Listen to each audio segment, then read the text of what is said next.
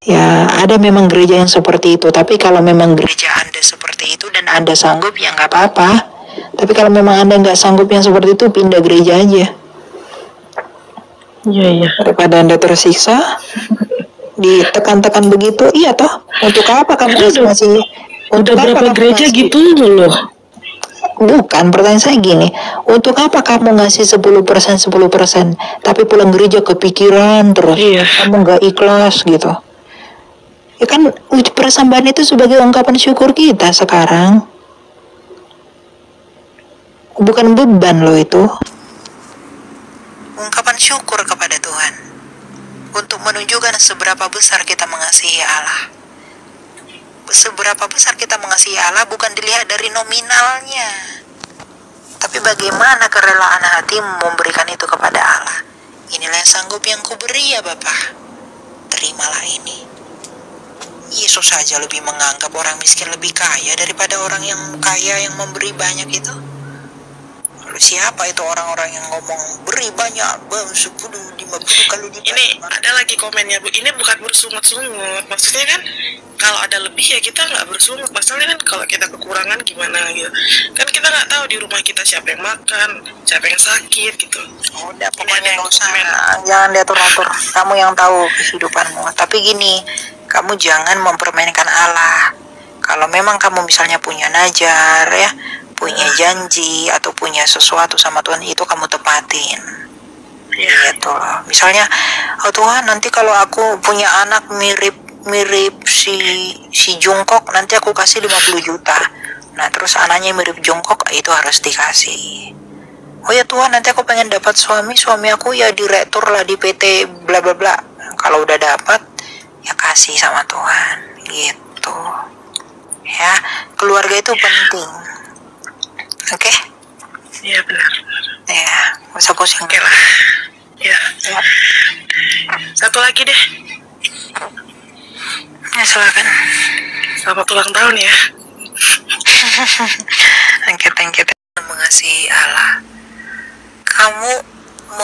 Kamu memberi persembahan kepada Allah, tetapi keluargamu menderita. Itu nggak ada gunanya. Ya. Kamu memberi persembahan kepada Tuhan, tapi keluargamu kau buat menderita, itu nggak berguna. Karena keluarga itu dari Allah. Itu yang kamu lihat.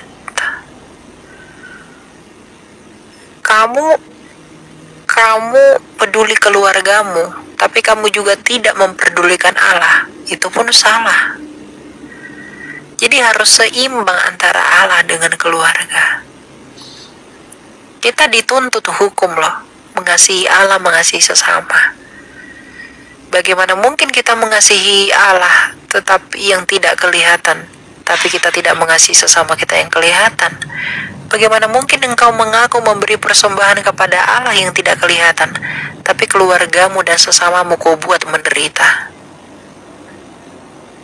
Ada kau pengen aku ngasih persembahan lah 100 juta ke gereja, tapi tetanggamu gak makan, gak minum 5 hari.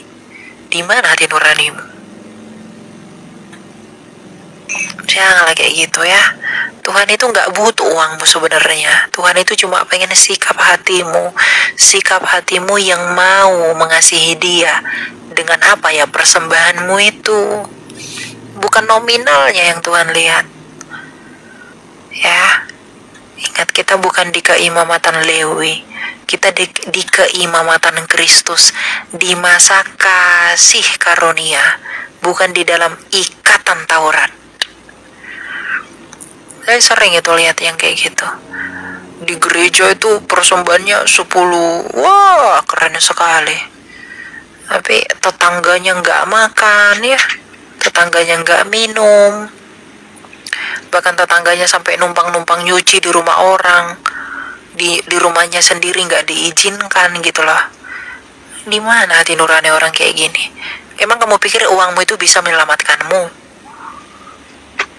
Jangan terlalu tepuk dada, jangan terlalu sombong kalau wah persembahanku kepada Tuhan itu berarti aku masuk surga. Oh enggak, Tuhan muntahkan orang-orang seperti itu. Kamu mengaku mengasihi Allah yang gak kelihatan dengan memberi persembahan banyak, tapi kamu menutup mata dengan saudaramu yang menderita. Kalau mereka menuntut kamu nanti gimana? Di penghakiman. Gak boleh gitu ya. Itu artinya kamu belum beriman. Gitu. Ya. Oke, thank you Bang. Bang lagi. Gimana Kak, hanya manusia biasa? Mau Oke. Ya udah ngerti deh aku sekarang. Hi Ashley, how are you?